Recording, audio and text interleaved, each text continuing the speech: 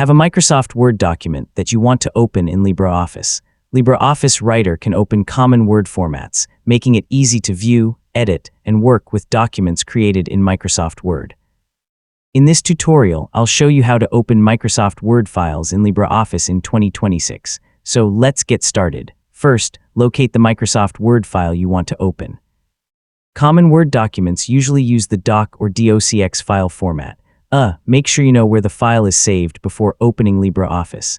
Next, launch LibreOffice and open Writer. You can start with a blank document or use the Open command to select your existing Word file. Writer is the LibreOffice application you'll use to work with Word documents. Now choose File, then Open, and browse to your Word document. Select the file and click Open. You can also usually double-click a compatible Word file if your computer is configured to open it with LibreOffice. Once the document opens, review the formatting carefully. Text, images, tables, fonts, page breaks, and other elements may look slightly different because LibreOffice and Microsoft Word use different document engines.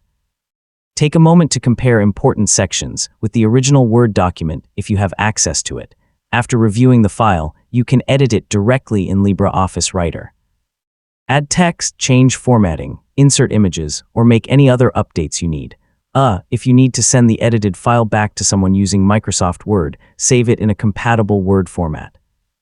Finally, choose File, then Save As, and select a Word-compatible format such as DOCX if you need to maintain compatibility with Microsoft Word.